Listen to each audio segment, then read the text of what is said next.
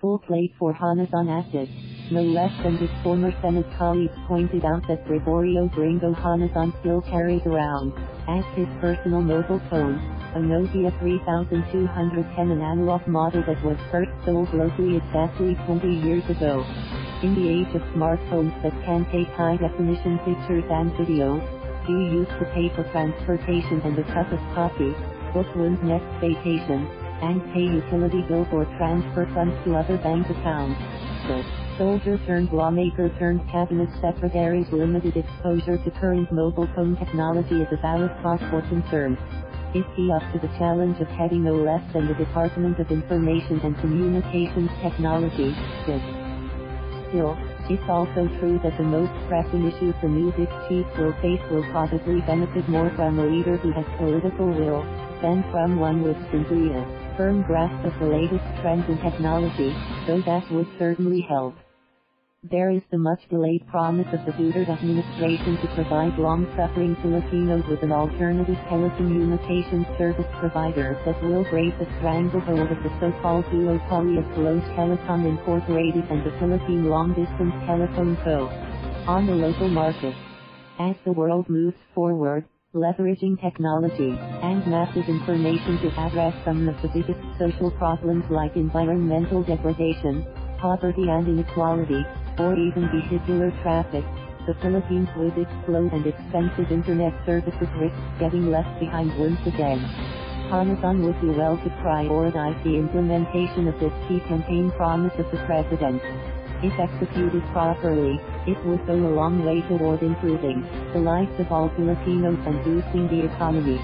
The challenge facing him is to either obtain the cooperation of established players in the telecommunications space to genuinely give this third telco enough market space to thrive, or simply to ram through any barriers to entry they may erect if they insist on maintaining the status quo.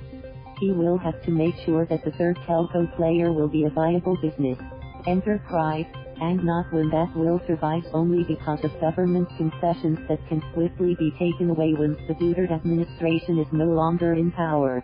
This is where Honasan's political experience as a legislator and consensus builder will be useful. As DICT chief, he will have to promote policies that will make the third telco a legitimately competitive player, and not a crony enterprise. Failing to walk this fine line will result in a missed opportunity for the country, not to mention the possibility of wasting considerable human and financial capital. Then there is the pressing issue of cybersecurity, over which the department also has purview. In a world where the most valuable currency is information, the DICT needs to step up to the plate and help fortify the country's woefully underequipped private and public sectors to guard against electronic infiltration and disruption. Whether the disruptors are Filipino hackers wanting to execute their latest online prank or state-sponsored actors looking to infiltrate a local banking system or tap government communications or manipulate elections and the Philippine political landscape, the threat is real.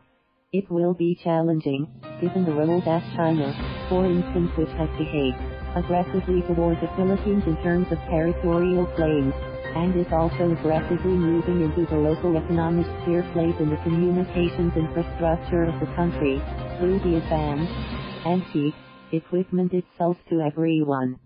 The Philippines needs a comprehensive national strategy to deal with this concern, similar to the approaches adopted by Israel and Singapore, where the government and private sector work hand in hand. The DICT, with the benefit of Honasan's national security background, should take the lead in this undertaking. Ultimately, what the country needs at the top of the department is an insect that can anticipate challenges and breakthroughs in an environment that is notorious for the speed at which things change, and how such developments can be harnessed for the country's progress. Honasan's vision as DICT chief should be of a Philippines that can stand toe-to-toe with the world in the digital age. The country's economic well-being, and the quality of life of Filipinos going forward, will depend to a large degree on the policies he will espouse from his new office. Thank you for watching. Please subscribe.